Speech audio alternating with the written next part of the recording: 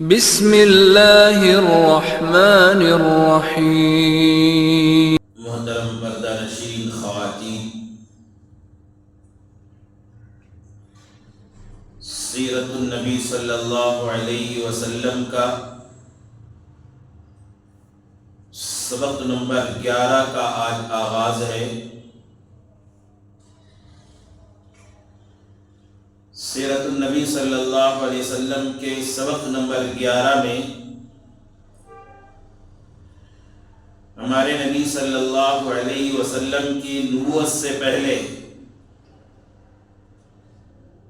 جب آپ 35 سال اور 40 سال کے درمیان تھے،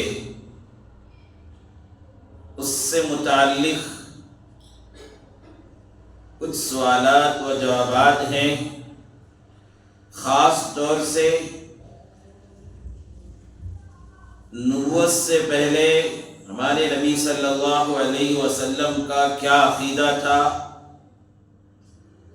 نبوت سے پہلے نبی صلی اللہ علیہ وسلم کون سے دین کی پیروی کیا کرتے تھے، اور نبوت سے پہلے لوگوں کے درمیان آپ کے کون سی خوبیاں لوگوں میں مشہور ہو گئی تھی۔ اس سے متعلق بہت اہم اور ضروری سوالات اور جوابات ہیں، غور سے سنیں۔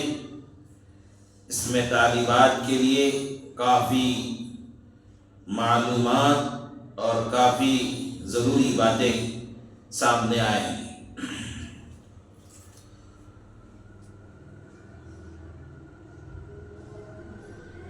نبوت سے پہلے نبی صلی اللہ علیہ وسلم کا کیسا عقیدہ تھا، اس سلسلے میں سوال کیا گیا ہے۔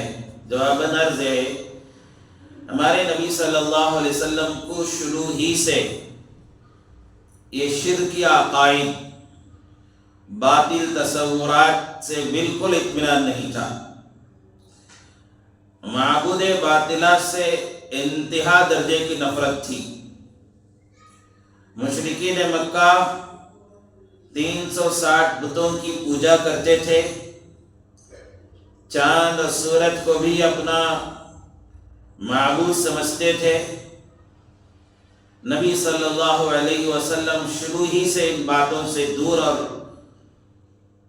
ناپسند فرمایا کرتے تھے، حد یہ کہ کوئی معبود باطلہ کی قسم کھاتا، جیسے آج ہم اللہ کی قسم کھاتے ہیں کسی بات کو ثابت کرنے کے لیے، کسی بات کو پختہ کرنے کے لیے، زمانے جاہلیت میں نبوت سے پہلے مشرکین مکہ کے بتوں میں سے لات اور عزا، جو ان کے بہت محترم اور بہت بڑے معبود سمجھے جاتے تھے، ان کی قسم کھایا کرتے تھے۔ نبی صلی اللہ علیہ وسلم کا ان معبود باطلہ سے نفرت کی حد یہ تھی کہ اگر آپ کے سامنے کوئی آدمی لات اور عزا کی قسم کھاتا تو آپ اسے بہت ناگوار سمجھتے تھے۔ بہرحال نبوت سے پہلے بھی نبی صلی اللہ علیہ وسلم شرک سے، کفر سے بالکل دور اور پاک تھے۔ زمانے جاہلیت میں آستانوں میں بتوں کے نام پر جانور ذبح کیا کرتے تھے، اس کی دعوتیں ہوا کرتی تھی، لوگ بہت ہی تبرک سمجھ کر اسے کھایا کرتے تھے، جیسا کہ آج کل بھی لوگ مختلف سال کے مہینوں میں، رجب میں، ربیع الاول میں وغیرہ میں مختلف قسم کے بزرگوں کے نام پر جانوروں کو ذبح کرتے ہیں۔ اللہ والے یقیناً اللہ کے پاس بڑا درجہ رکھتے ہیں، اور ہم سب اللہ والوں کی عظمت کو اور محبت کو اپنے دل میں رکھتے ہیں، لیکن یہ بات ہے کہ اللہ والوں کا ایک مقام ہے، ایک عظمت ہے، اس مقام پر ہی ان کو رکھنا چاہیے۔ ان کو اللہ کا درجہ دینا یا ان کو مشکل کشا سمجھنا یا ان کو حاجت روا سمجھنا یا یہ خیال کرنا کہ ان کے نام پر جانور ذبح کریں گے، ان کے نام کے فاتحہ کی جائے گی یا ان کے نام پر دعوتیں کی جائیں گی تو ہمارے مسائل حل ہو جائیں گے، ہمارے مشکلات حل ہو جائیں گے، ہماری مصیبتیں ختم ہو جائیں گی، اس طرح کا عقیدہ رکھنا یہ مشرکانہ عقیدہ ہے۔ نبوت سے پہلے مشرکوں کا بھی یہی عقیدہ تھا کہ فلاں معبود، فلاں مورتی، فلاں بت کے نام سے جانور کو ذبح کر کے دعوت کی جائیں، گوشت تقسیم کی جائیں تو ہمارے مشکلات حل ہو جائیں گے، یہ سمجھ کر کیا کرتے تھے۔ قرآن شریف میں اللہ تعالیٰ واضح طور پر فرما دیا وَمَا أُهِلَّ لِغَيْرِ اللَّهِ بِهِ، وہ جانور بھی حرام ہو جاتا ہے، اس کا کھانا، اس کا پکانا، اس کا تقسیم کرنا جس جانور کو اللہ کے علاوہ کسی اور کا نام لے کر ذبح کیا جائے یا کسی اور سے تقرب حاصل کرنے کی نیت سے ذبح کیا جائے تو وہ جانور حرام ہے، اس کا کھانا نہیں کھایا جا سکتا۔ تو سرکار دو جہاں محمد رسول اللہ صلی اللہ علیہ وسلم کے بارے میں آپ کی سیرت کی کتابوں میں بات آتی ہے، نبوت سے پہلے بھی زمانے جاہلیت میں بھی نبی صلی اللہ علیہ وسلم نے آستانوں میں بتوں کے نام سے یا ان کے بزرگوں کے نام سے جو جانور ذبح کیے گئے کبھی بھی اس کا گوشت نہیں کھایا، اسے ہاتھ تک نہیں لگائے۔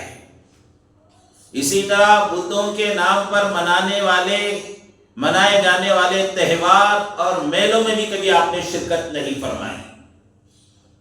لیکن آپ کے سامنے کوئی واضح راستہ بھی معین طریقے سے افراط اور تفریط سے پاک کوئی راہ نہیں تھی، اس لیے آپ علیہ الصلوۃ والسلام حق کی تلاش میں رہتے تھے۔ بہرحال عقیدے سے متعلق سوال تھا، آپ کے سامنے واضح ہو گیا۔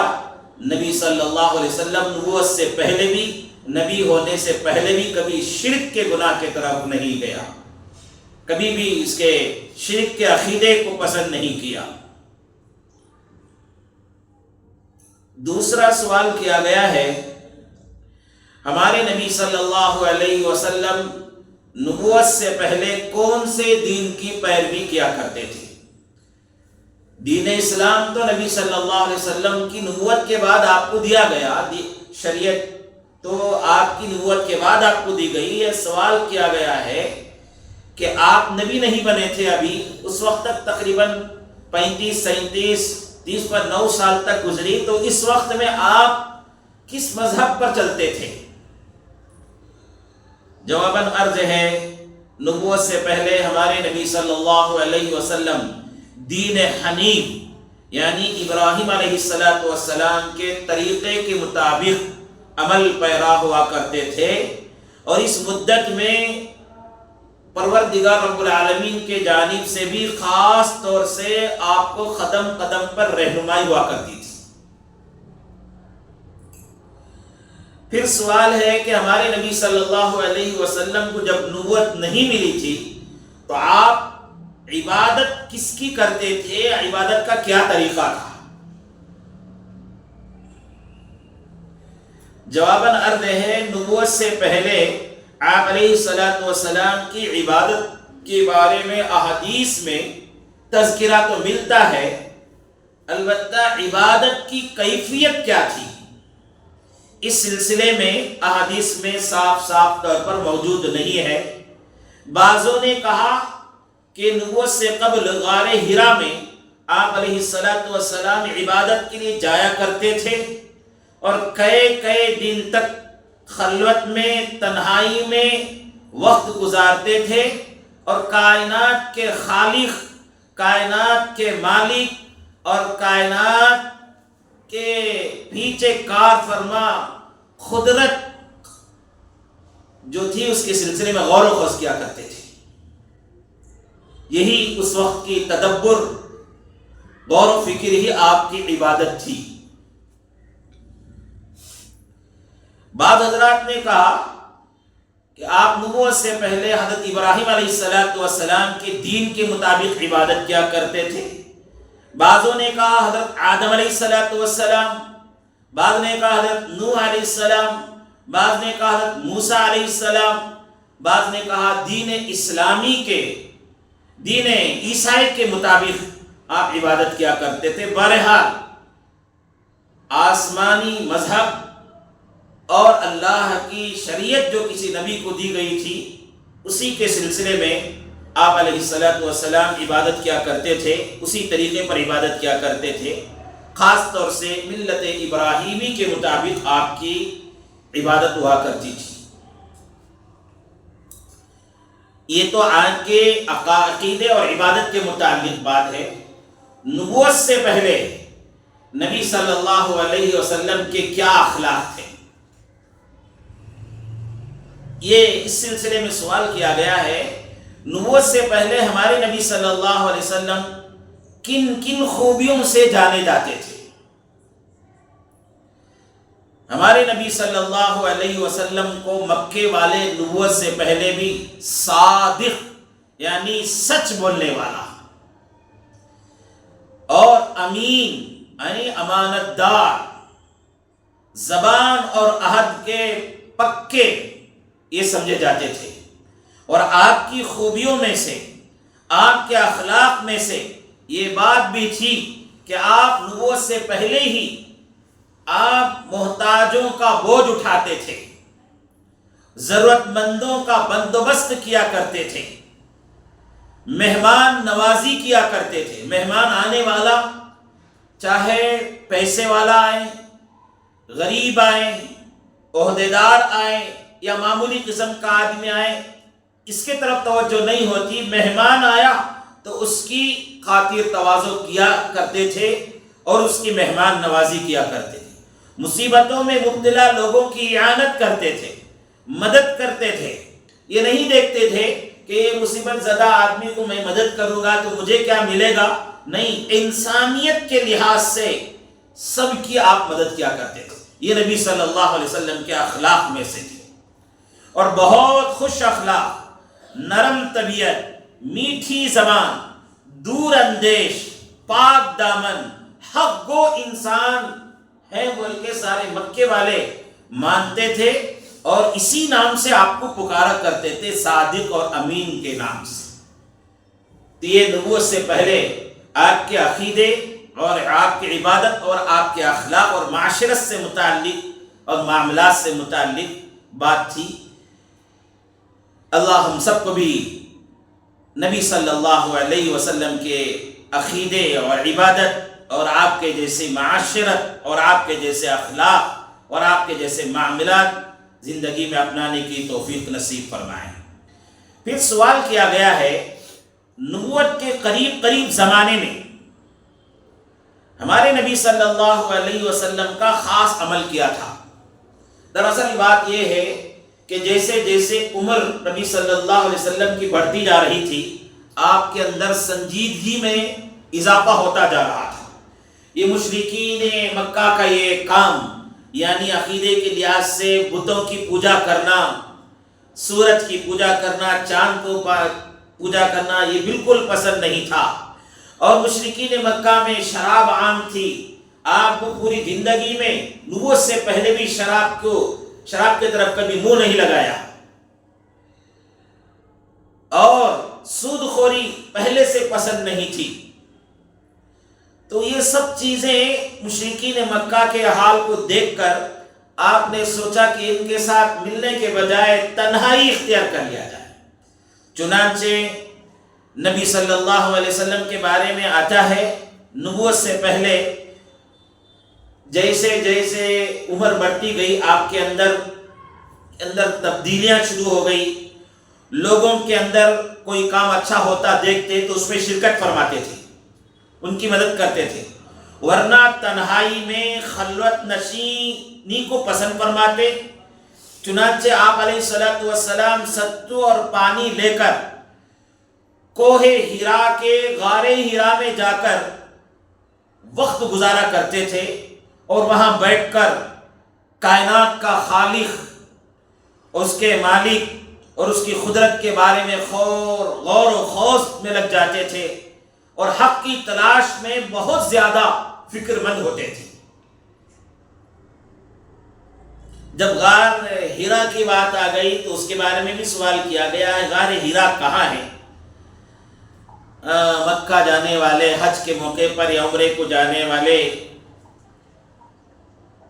جانتے ہیں کہ مکے میں ایک پہاڑ ہے جو جبل نور کہا جاتا ہے، جسے وہ مکے سے ایک 4 کلومیٹر فاصلے پر ہے۔